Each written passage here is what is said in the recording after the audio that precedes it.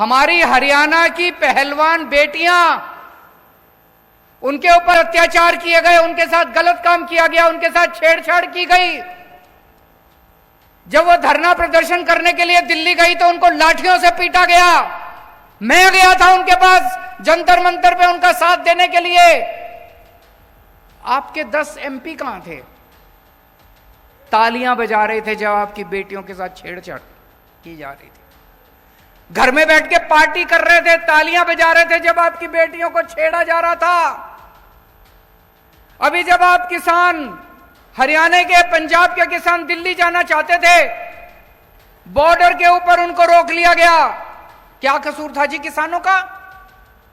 यही तो कह रहे थे फसलों के पूरे दाम दे दो। मिलने चाहिए कि नहीं मिलने चाहिए पूरे दाम? फसल के पूरे दाम मिलने चाहिए नहीं मिलने चाहिए किसानों को? किसान कह रहे थे फसलों के पूरे दाम दे दो। क्या मिला बदले में? ऊपर से गोले छोड़ दिए।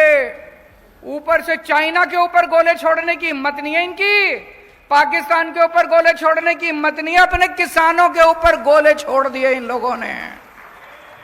एक किसान मारा गया, किसान का बेटा शहीद हो गया पंजाब के अंदर। जब किसानों के ऊपर गोले छोड़े जा रहे थे, आंसू गैस के गोले छोड़े जा रहे थे, रबड़ की गोलियां छोड़ रहे थे, मार रहे थे, डंडे मार रहे थे, वाटर कैनन मार रहे थे, तो कहां थे जी आपके ये 10 MP? ये तालियां बजा रहे थे। बड़ा मजा आ रहा था इनको, किसानों को पीट रहे हैं, बड़ा मजा आ रहा था इनको, बहुत मजा आ रहा था इनको। पिछले साल किसानों की फसलें बर्बाद हो गई पूरे हरियाणा के अंदर। पूरे हरियाणा के किसानों में तबाही मची हुई थी, फसलें बर्बाद हो गई, बेचारा किसान लुट गया। ब्याज, वो कर्जा लेके तो बेचारा फसल उगाता है, उसका ब्याज ऊपर से देना पड़ता है। चारों तरफ किसान कह रहे थे भाई हमको मुआवजा दे दो, मुआवजा दे दो। किसी को मुआवजा नहीं दिया खट्टर सरकार ने। कहां थे तब ये 10 के 10 MP? किसी ने आवाज नहीं उठाई आप लोगों की। जब बेरोजगार युवकों को पुलिस वाले दौड़ा दौड़ा के पीट रहे थे, डंडे मार रहे थे, बेरोजगार युवा नौकरी मांग रहे थे सड़कों के ऊपर, कहां थे आपके 10 के 10 MP? तालियां बजा रहे थे बेरोजगारी पे, आपकी बेरोजगारी का मजाक उड़ा रहे थे। और हद तो तब हो गई जब आपके बेरोजगार बच्चों को यूक्रेन भेज दिया खट्टर सरकार ने युद्ध के अंदर मरने के लिए। मेरे को तो रोना आ गया। अगर कहीं युद्ध हो जाए तो सारी दुनिया के देश अपने नागरिकों को वहां से निकालते हैं। इन्होंने, खट्टर सरकार ने बेरोजगार युवकों को, हरियाणा के बेरोजगार युवकों को बेवकूफ बना के और यूक्रेन भेज दिया मरने के लिए। और यूक्रेन से अब हमारे, मैं वीडियो देखता हूं, कई लोग कहते हैं अब मम्मी पापा मेरे को वापस बुला लो, मैं फंस गया यहां पे। कहां थे ये 10 के 10 MP? इस बार गलती मत कर देना भाई साहब, ये इस चक्कर में मत पड़ जाना हमने तो प्रधानमंत्री बनाना, प्रधानमंत्री बाकी बना लेंगे, आप तो अपना सांसद बनाएंगे इस बार। ऐसा सांसद बनाना, ऐसा सांसद बनाना जो आपके सुख दुख में काम आए। सुशील गुप्ता को सांसद बनाओगे, कम से कम कल को धरना प्रदर्शन करने जाना, इसका घर होगा वहां पे घर जाके अपना घर समझ के वहां पे बैठ तो सकते हो। संसद के अंदर व्यापारियों को इतनी तकलीफ होती है, हरियाणा के व्यापारियों को इतनी, मेरे से मिलने के लिए आते हैं व्यापारी, छोटे छोटे व्यापारी, व्यापारियों का दर्द समझता है सुशील गुप्ता। व्यापारियों का अगर कोई मसला होगा, कम से कम अपना आदमी तो बैठा है संसद के अंदर, अपनी आवाज तो उठाएगा कम से कम। उनका गुलाम तो नहीं है बीजेपी वालों का, उनकी तो रोटी तो दी रोटी तो नहीं खाता, आपकी आवाज उठाएगा। अपने आदमी को भेजो इस बार संसद के अंदर, ये प्रधानमंत्री बनाने के चक्कर में मत पड़ना। किसान है, किसानों की आवाज तो उठाएगा कम से कम खड़ा होके। उनकी हिम्मत नहीं है, बीजेपी के 10 की हिम्मत नहीं है किसानों की आवाज उठाने की, व्यापारियों की। व्यापारियों को अपना आदमी चुन के भेजना है, किसानों को अपना आदमी चुन के भेजना है जो आपकी आवाज उठाएगा। ये सारे के सारे बीजेपी के हैं, ये कभी आपकी आवाज नहीं बन सकते।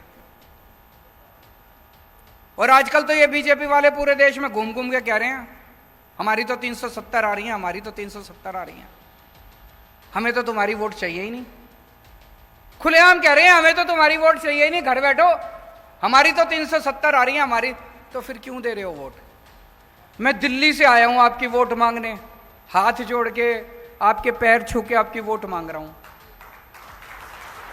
सुशील गुप्ता जी घर घर घूम रहे हैं, घर घर जाके आपके पैर छू के आपकी वोट मांग रहे हैं। हमें आपकी वोट चाहिए, हम आपकी वोट से जीतना चाहते हैं, उन्हें आपकी वोट चाहिए ही नहीं। वो तो कह रहे हैं 370 आ रही है, जो 370 आ रही है तो तुम हमको वोट दे दो यार, वो तो अपनी पता नहीं कहां से लाएंगे, जहां से भी लाएंगे। उनको 370 आ रही है, उनको जाने दो। और आज पूरे देश के अंदर दो किस्म के लोग हैं। हर आदमी या तो ये है या ये है, या तो देशभक्त है और या अंधभक्त है। दो ही किस्म के लोग हैं इस देश के अंदर, या तो देशभक्त है और या अंधभक्त है। जितने देशभक्त हैं मेरे गिल्ले हो लो, और जितने अंधभक्त हैं उनके गिल्ले हो लो। हमें अंधभक्त नहीं चाहिए, सारे अंधभक्त उनके गिल्ले हो लो और सारे देशभक्त हमारे गिल्ले हो लो।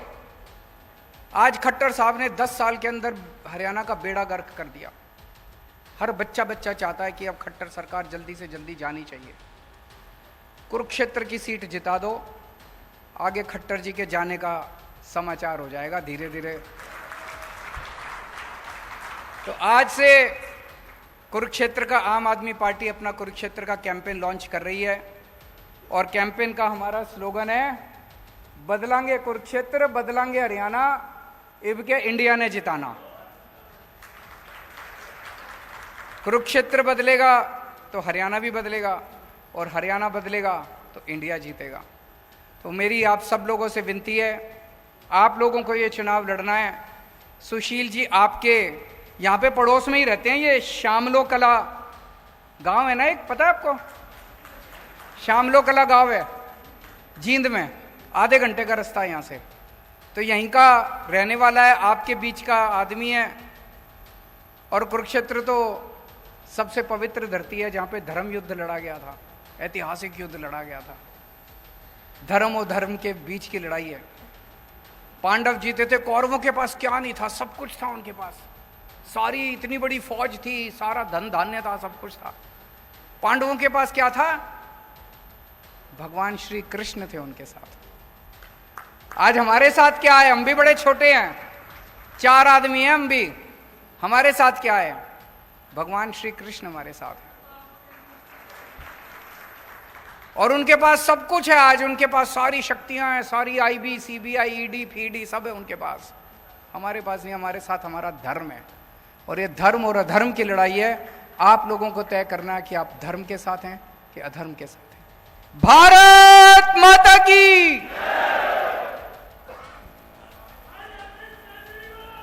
के लिए, राष्ट्रगान के लिए सभी अपनी अपनी जगह पर खड़े हो जाएं। राष्ट्रगान के लिए सभी अपना अपना स्थान पर खड़े हो जाएं।